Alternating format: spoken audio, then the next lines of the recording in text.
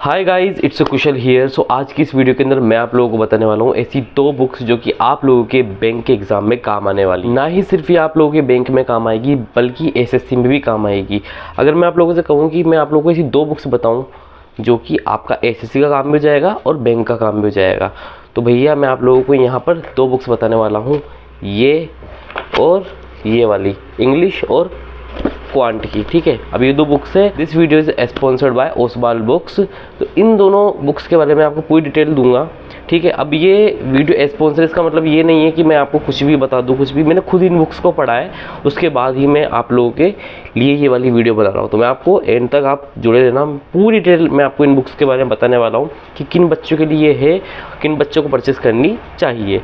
ठीक है, तो शुरू करते हैं। तो गाइस सबसे पहली बुक की बात करते हैं हम क्वांटिटेटिव एप्टीट्यूड के बारे में। ठीक है, क्वांट के बारे में। तो अब मैं आप लोगों को बता दूं, मैंने इस बुक को जब खुद ने पढ़ा तो मुझे लगा कि भाई इस बुक से आपके बेसिक तो आराम से क्लियर होने वाले हैं, मुझसे लिख करके ले लो।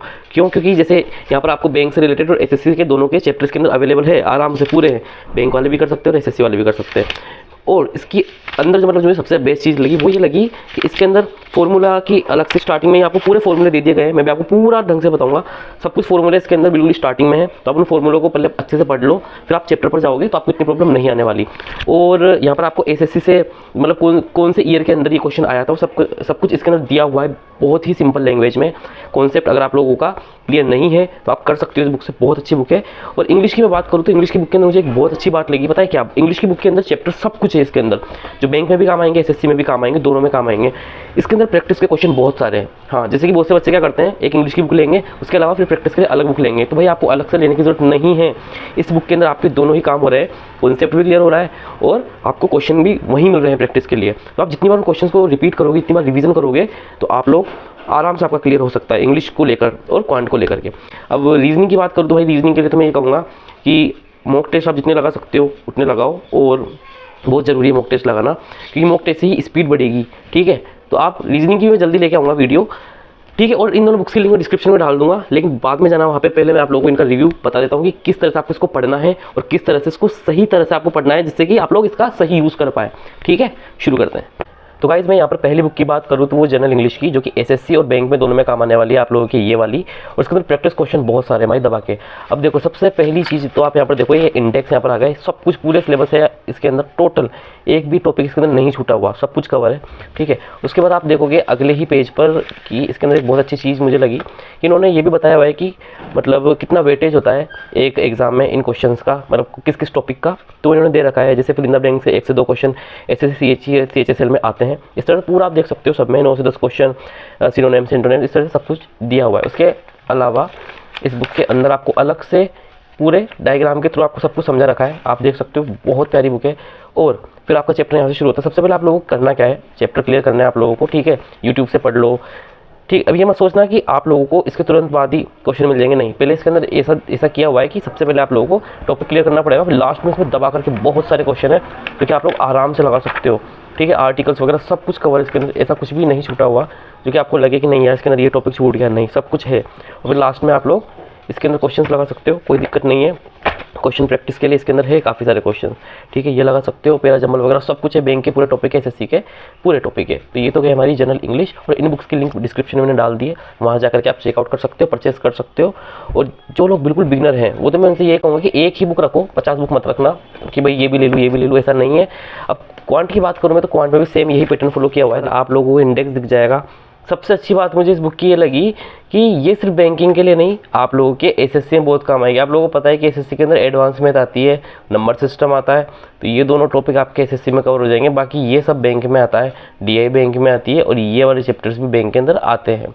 तो एसएससी कर रहे हो तैयारी, बैंक की कर रहे हो तैयारी, दोनों में ही ये चीज़ आपके काम आने वाली है। ठीक है, सब कुछ दिया हुआ है यहाँ पर। ठीक है, तो आप लोग आराम से इससे तैयारी कर सकते हो। चलो मैं आपको आगे की और चीज़ें बता देता हूँ। अब देखो इसके अंदर भी सेम वही चीज़, भाई कितने क्वेश्चंस आते हैं किस टॉपिक में से, सब कुछ क्लियरली यहाँ पर आपको दिया हुआ है। अब जो सबसे इम्पोर्टेंट पार्ट आता है वो है इंपॉर्टेंट फार्मूलाज एंड ट्रिक्स, जो कि आपको इस बुक की शुरुआत में ही दे दिए जाते हैं, जैसे कि अभी हमने इंग्लिश की बुक के अंदर देखा। तो इसके अंदर भी सेम पैटर्न फॉलो किया गया है। सबसे पहले परसेंटेज प्रॉफिट एंड लॉस के फॉर्मूला, एसआई सीआई के फॉर्मूले आपको यहाँ पर दे दिए गए, time and work, pipe and short and speed, time and distance, ठीक है। सब कुछ शुरुआत में पहले इनको पढ़ लेना, उसके बाद आप चैप्टर पर जा सकते हो। मेंस्ट्रुएशन, हाइट एंड डिस्टेंस, सब कुछ है इसके अंदर।